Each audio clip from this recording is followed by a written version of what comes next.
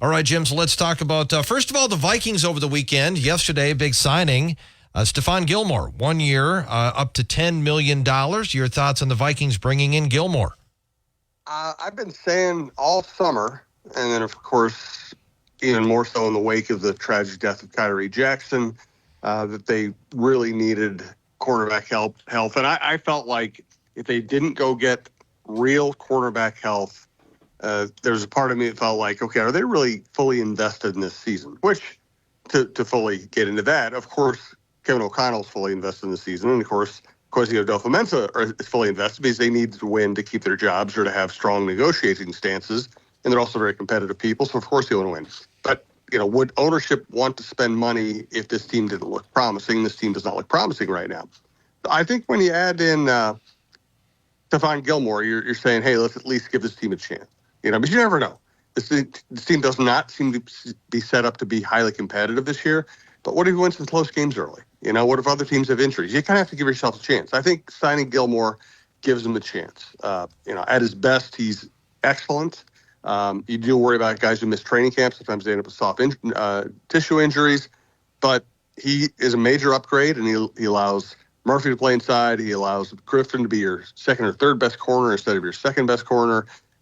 He means that Fabian Moreau gets to be your fourth corner, who's a pretty good fourth corner. And it means that your young guys aren't going to necessarily have a lot of pressure on them. I think Caleb Evans is probably the best of the young guys. Now he gets to play a more limited role. So I think it's a good signing. Do we know how good Gilmore still is? Well, he had a good year last year and did not have a good playoff game against the Packers, but he had a very good year last year. And so if he's healthy, he's probably still a good player. And he moves right into the starting lineup? Oh, God, yeah. So it'd be him and Shaq Griffin when Griffin is healthy would be the two starting corners, along with, I suppose, Murphy as the slot guy.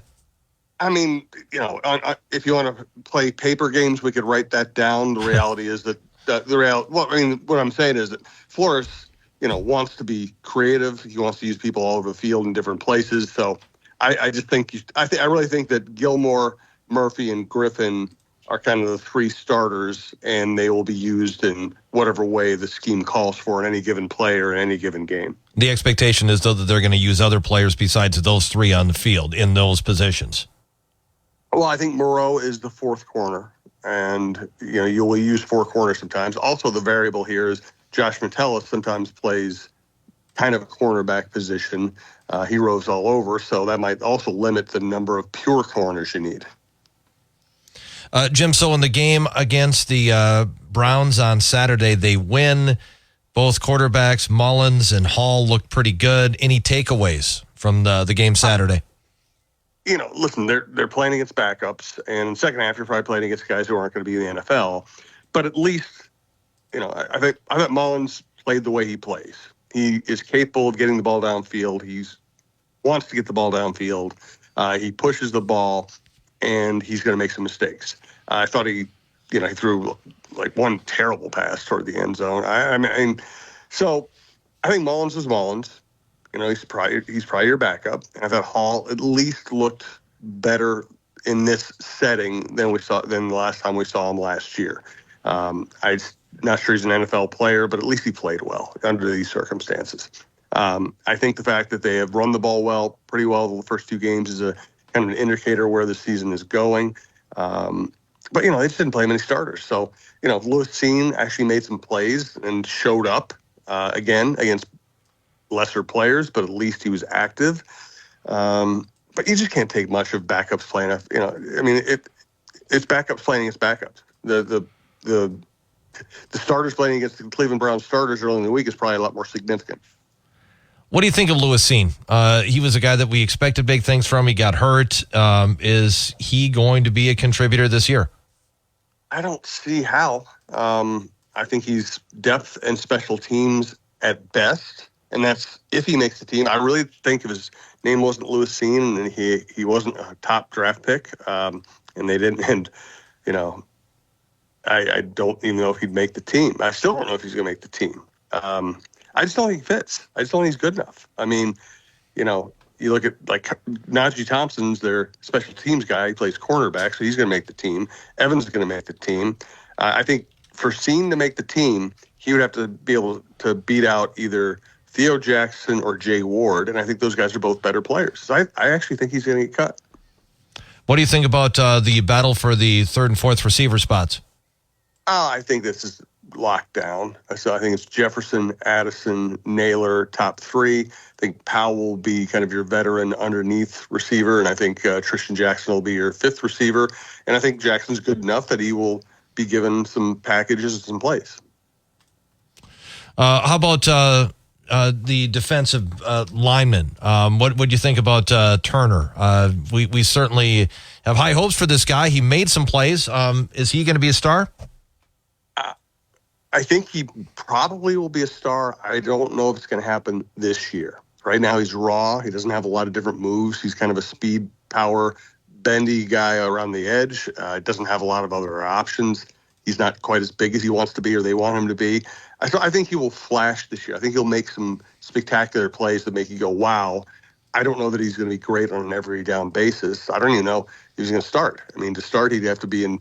And, of course, this is where we're talking about starters with Flores. This is interesting because he's going to find a way to use them. I don't know if he's going to be if he's going to start on the first snap of every game, but he'll be on the field a lot.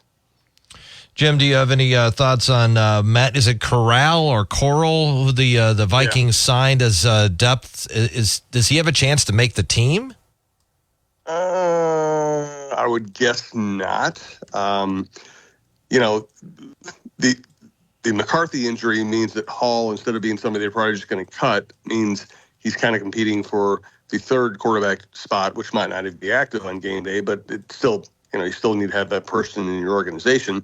I don't think Matt Corral is here to compete with Hall for the third quarterback spot. Well, is the expectation for the last preseason game that we'll see all three quarterbacks then play? I would assume Darnold's not going to play. I don't think starters are going to play. I do think you'll see Corral get his feet wet, and I think they want to see more from Hall. Really, the real question is, does Mullins play? Do you risk your backup quarterback getting hurt at this juncture? I think it's going to be mostly a special teams warm up in week 3 in preseason game 3. Jim, let's look at what the Twins did this weekend. They played pretty well against the Rangers. It came up short, though, in yesterday's game, 6-5. They're only 2 games back of the Guardians in the American League Central. Thoughts on the Twins? It was a great weekend, and yet you walk out saying, man, they should have swept. They should have won. They should be 1 game back. But Jorge Alcala has been generally very good for this team and was even very good earlier in this series.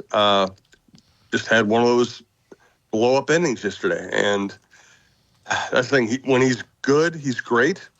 Sometimes when he's bad, he's really bad. And he cost them a game yesterday. They played well enough to win that game, 5-2, 5-3, 5-4, whatever. They had a great weekend, and he just had a terrible inning. And, his ballooned his ERA up to 3.47, even though he'd been pitching really well earlier.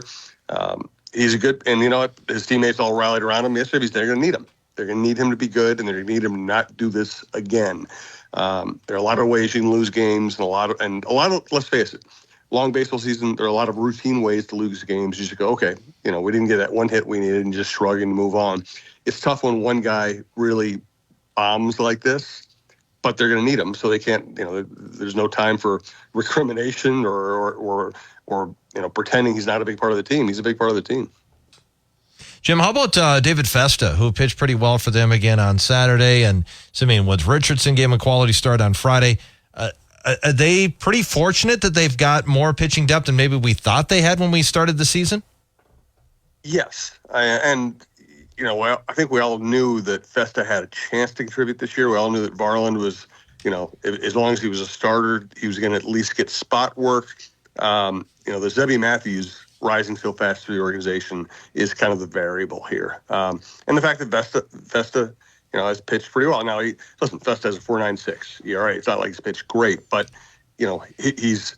he got past a couple of the starts where he just blew up, and now he's giving them much more representative outings. He's hanging in there. Varland hangs in there. Zebby might have a chance. I think Festa has the best stuff of the three. Zebby might have the best compilation when you come to pitch variety, stuff, spin rate. composure, command. Right now, Zevi might be the best of the three. So those guys are keeping them in it. They're the reason that they're right there behind Cleveland right now. Do you think they're going to overtake Cleveland? I mean, I cannot predict the future.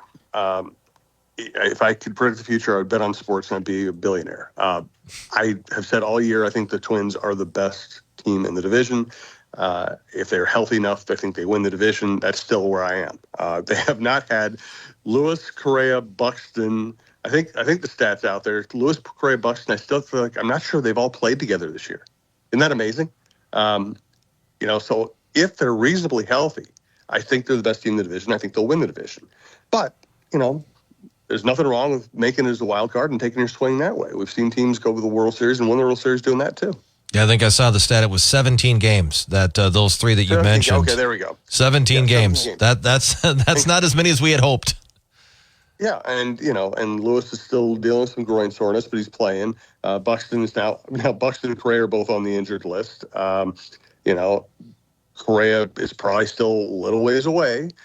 So if they can hang it, they've made up ground without some of their best players. If they can hang in there and actually be a healthy team in September, going into the playoffs, I could very well see them winning the division and being a tough out in the playoffs. Jim, any thoughts on the Lynx, who won again against the Mystics on Saturday?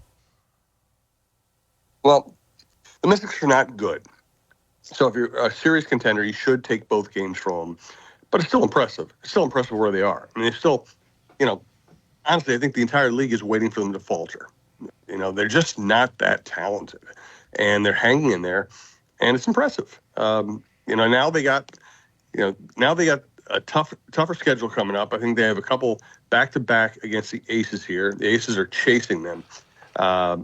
Things will get tougher, but they come out of the break. They're healthy. The third best team in a very good league, and they're in position. I think the Twins are the best team in their division. Just have to prove it. I think the Lynx are not the best team not one of the better teams in the WNBA, and yet they're playing like it. So can they continue when the schedule gets tougher? That's going to be the key. All right, Jim, what do you got in your podcasts? Full slates up from last week, including Don Mitchell's interview with William Sawalich, the great young driver from Eden Prairie. Good John Krasinski show on Anthony Edwards and the Timberwolves. We have Jeff Diamond and the Viking Update show kind of on roster stuff and things going on behind the scenes with the Vikings. Russo on hockey, Kevin Gorg on hockey, John Millay on preps, a good chin music show with myself and Lavelle and Roy. And we also have Randy Shaver doing a high school football show that's a blast. So everything's at talknorth.com. And also Mike Grimm on the Gophers. So everything's at talknorth.com or on your favorite podcast app. All right, Jim, thank you. We'll talk to you again tomorrow. Thanks, Jim. It's Jim Souhan, Star Tribune sports columnist, joining us every weekday morning at this time. Follow him on Twitter at SouhanStrib. Check out his latest column in the Star Tribune or his podcast at talknorth.com. Jim, once again, today is brought to you by the Green Mill in downtown St. Cloud. Dream Getaway 80. Our first code word for Dream Getaway 80 is GOLD. GOLD. Type that in. You could win a vacation of a lifetime. First code word of the day is GOLD. GOLD. Dream Getaways and WJON are brought to you by Burst Travel, SB Restoration and Scotty's Exteriors, Burnix, Really Cool Living Furniture Store, and Professional Mechanical Services. Next code word at 10:20 today during It Matters. Next on WJON, World and National News from ABC.